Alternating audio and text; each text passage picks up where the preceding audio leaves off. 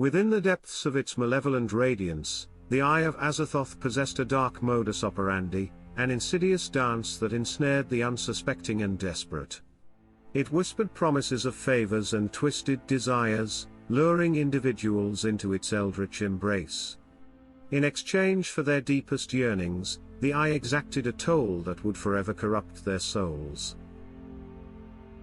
Desperation was the Eye's ally, preying upon those burdened by the weight of their desires. It sought out the vulnerable, the broken, and the desperate, whispering in their darkest hours when hope was but a flickering ember. To these souls, the Eye extended its tendrils of temptation, promising to fulfill their every wish, no matter how grand or grotesque. The bargains struck with the Eye were harrowing, for they demanded the surrender of one's very essence. The terms were set, and the price was steep, a soul forever bound to the Eldritch Relic.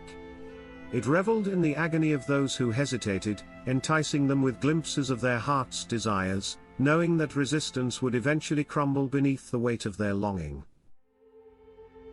The corrupting influence of the Eye knew no bounds, for the depths of human desire were vast and varied. Wealth and power were among the most sought-after bargains, as individuals sold their souls for material gain, and dominion over others. The Eye granted riches beyond imagination, but with each coin amassed, their souls grew darker, their moral compass shattered by greed and cruelty. Others craved beauty and eternal youth, trading their souls for a reflection that defied time and decay. The Eye obliged, bestowing them with ethereal grace and everlasting youth. But behind their flawless facades, their souls withered, trapped in an eternal cycle of vanity and emptiness. Some souls yearned for forbidden knowledge, seeking to unravel the secrets of the universe. The Eye, with its glimpse into hidden truths and dimensions, enticed them with revelations beyond mortal comprehension. But with each unveiled secret, their minds descended into madness, their sanity slipping through their trembling fingers. Love, too, became a bargaining chip for the desperate souls who encountered the Eye. They yearned for the affections of another, and the Eye weaved its dark magic, binding hearts in an unholy union. But the love that bloomed under the Eye's influence was twisted and toxic, consumed by possessiveness and obsession, forever tormenting those trapped in its grip. The corrupted souls, once entwined in the Eye's web, spiraled further into darkness. Their initial desires were tainted, transformed into insatiable cravings that could never be fulfilled. The Eye reveled in their suffering, for their downfall fed its insidious power, reinforcing the malevolent cycle it perpetuated. But the Eye's influence did not stop with its direct victims.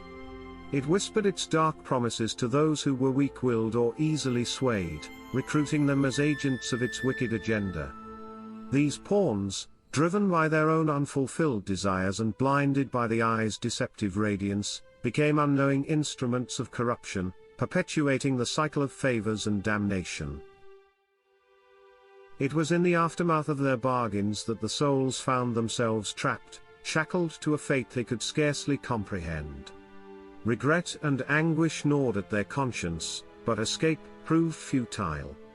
The Eye, relentless in its pursuit of more souls, perpetuated their suffering, weaving its dark tendrils deeper into the fabric of their existence.